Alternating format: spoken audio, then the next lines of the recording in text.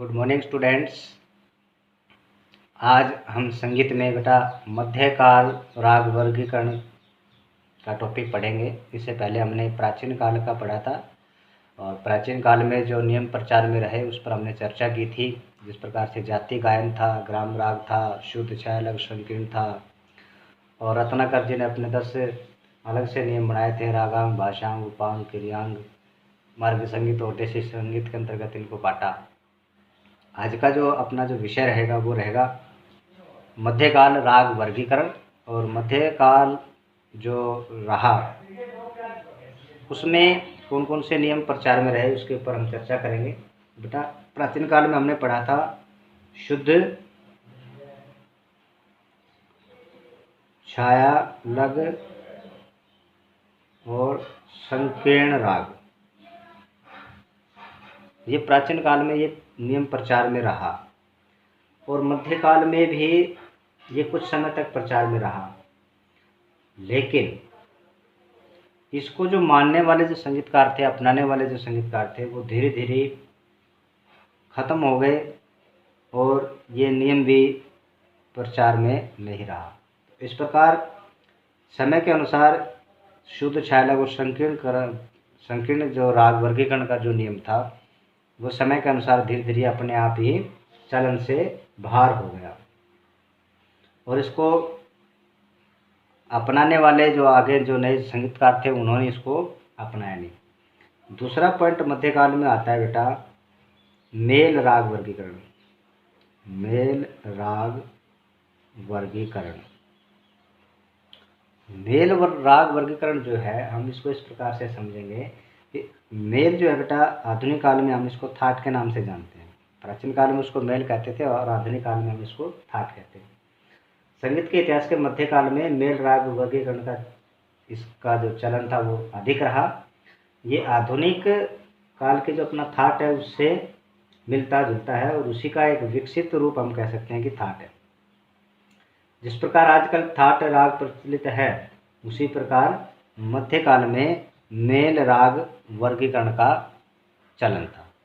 तो थाट जो है उसकी उत्पत्ति अपने सप्तक से होती है। इसमें जो स्वर होते हैं उन स्वरों के आधार पर रागों को बांटा गया है। जैसे कि भातखंडे जी ने एक थाट के अंतर्गत 484 रागों का वर्गीकरण किया, उसी प्रकार से मध्यकाल में भी एक ऐसा स्वरों का समूह था जिसके आधार पर रागों का वर्गीकरण किया जाता था। तीसरा जो पॉइंट आता है उसमें आता है अपना राग रागनी वर्गीकरण। राग रागनी वर्गीकरण में ऐसा मत आता है, इस पत्ति में ऐसा माना जाता है कि 5 रागों की जो उत्पत्ति है वो भगवान शंकर से हुई। 5 जो राग है वो भगवान शंकर ने उत्पन्न किए, उनके द्वारा गाए गए। और एक जो राग है वो पार्वती जी ने गाया। पार्वती जी ने एक राग गाया और भगवान शंकर ने 5 राग गाए। इस प्रकार से 6 राग बने। कुल 6 राग माने रहे। इनका जो वर्णन है मध्यकाल में मिलता है हमें। राग रागनी वर्गीकरण में इस प्रकार से इसको देवी देवताओं से भी जोड़ा गया है। कुछ संगीतकारों का मानना है कि संगीत की जो उत्पत्ति है देवी देवताओं से मानी गई है, इसलिए इसको देवी देवताओं से जोड़ा गया है। उन्होंने इस पत्ति के आधार पर रागों का बंटवारा किया कि भाई जो राग भगवान शंकर ने गाए उनको राग कहा गया और जो माता पार्वती जी ने जो राग गाया उसको राग नहीं माना गया। तो जिस राग में पुरुषताओं की झलक दिखाई दी, उसको तो राग मान लिया गया और जिसमें स्त्रीत्व की झलक दिखाई दी उसको राग नहीं मान लिया गया। इस प्रकार से राग रागनी वर्गीकरण का जो नियम था वो प्रचार में रहा। इस नियम के अकॉर्डिंग 6 राग माने गए, 6 राग माने गए और 6 इनकी रागनियाँ मानी गई। 6 रागनी मानी गई और 8 पुत्र राग माने गए और बेटा 8 ही पुत्र वधू रागनी मानी गई। तो इस प्रकार से राग रागनी वर्गीकरण का जो नियम था ये मध्यकाल में प्रचार में रहा, लेकिन उस समय के प्रचलित जितने भी राग थे उन रागों का जो बंटवारा किया गया, उन रागों को इस नियम के अंतर्गत रखा गया। तो कुछ राग तो राग की श्रेणी में चले गए और कुछ राग रागनी की श्रेणी में चले गए, कुछ राग पुत्र राग की श्रेणी में चले गए और कुछ राग पुत्र वधू रागनी की श्रेणी में चले गए। इनके अलावा भी बहुत सारे ऐसे राग बच गए, उनको किस श्रेणी में रखा जाए। तो इसलिए इस राग रागनी वर्गीकरण का जो सिद्धांत था, इसमें जो संगीत के विद्वान लोग थे उनमें आपस में मतभेद हो गया। कुछ संगीतकार इस नियम को सही मानते थे, कुछ संगीतकार इस नियम को गलत ठहराते थे, उनका अपना अलग मत था। तो इस प्रकार से ये राग रागनी वर्गीकरण मध्यकाल के समय में प्रचलित रहा और वाद विवाद इस पर होता रहा। इसके बाद जो मत बने, कुछ लोग इनको अपनाने वाले थे, मानने वाले थे, उनका मानना था कि भी ये नियम सही है, कुछ इनको गलत ठहराते थे। तो उनके अनुसार फिर 4 मत प्रचलित हो गए और वो 4 मत मुख्य रूप से प्रचार में रहे। उन मत के अनुसार हम अब चर्चा करेंगे। देखिए कि किस प्रकार से कौन से मत ने कितने राग, कैसे कैसे राग माने हैं। आइए चलते हैं इसके बारे में। मुख्य रूप से 4 मत रहे। शिव मत रहा, भरत मत रहा, हनुमत मत रहा और अपना जी कृष्ण मत रहा।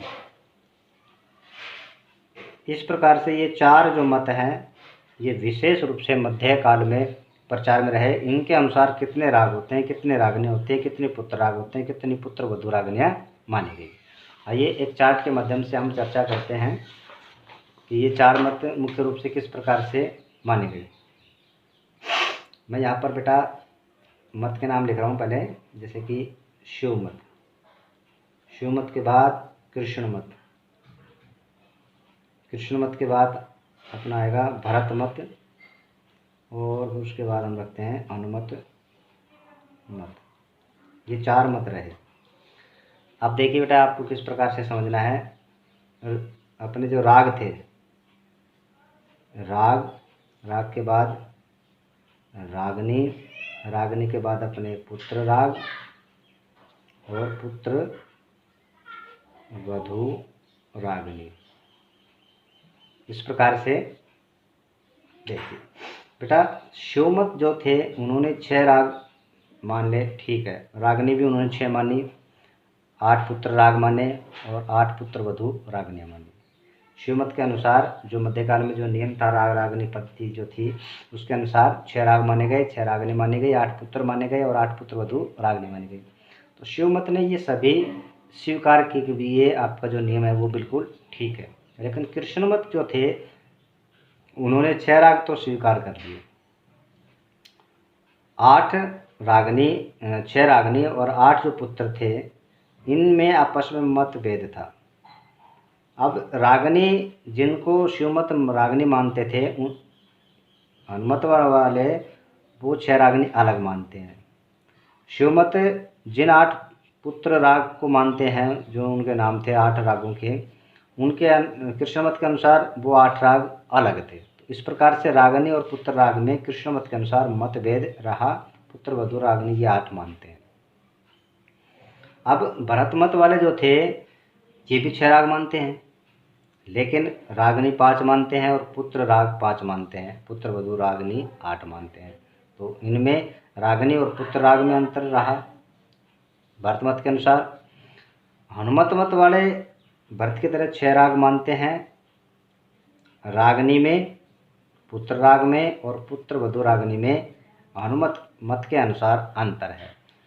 क्या अंतर है कि भरत मत वाले जो 5 रागनी मानते हैं, 5 पुत्र राग मानते हैं, 8 जो पुत्र राग मानते हैं, हनुमत मत के अनुसार वो नाम अलग अलग है। अब देखिए कैसे हम इनको समझेंगे। जैसे कि मान लो कि अपना शिव मत है, शिव मत में 6 राग माने गए। 6 राग कौन कौन से थे देखो, श्री राग था, एक बसंत राग था, भैरव राग था, मेघ राग, पंचम राग और नट नारायण। ये 6 राग जो थे ये भरत के शिव के अनुसार माने गए। अब शिव ने तो ये नाम माने श्री, बसंत, भैरव, मेघ, पंचम, नट नारायण। अब भरत के अनुसार 6 राग कौन से हैं? छह राग भरत के अनुसार कौन से है बेटा? भैरव। भैरव के बाद अपना रहेगा श्री, मेघ, दीपक, हिंडोल और मालकुंज। 1 2 3 4 5 6 ये 6 राग भरत के अनुसार है। अब शिवमत के अनुसार अपना भैरव राग, श्री राग, मेघ राग, ये 3 राग तो शिव के अनुसार है भरत के। दीपक, हिंडोल, मालकुंज अलग राग है और शिव के अपने मेघ, पंचम, नटनारायण अलग राग है। तो इस प्रकार से शिवमत के 6 राग थे, भरत के भी 6 राग थे, लेकिन 6 रागों में इनका अंतर था। इसी प्रकार से रागनियों में और पुत्र राग में भी अंतर था। हनुमत वाले जो हैं, हनुमत मत जो है वो 6 राग मानते हैं और भरत जी जो 6 राग माने वो ही 6 राग हनुमत वाले भी मानते हैं। लेकिन हनुमत के अनुसार रागनी में, पुत्र राग में और पुत्र वधु रागनी में अंतर माना गया है। तो इस प्रकार से ये जो 4 मत थे ये मुख्य रूप से मध्यकाल में प्रचार में रहे।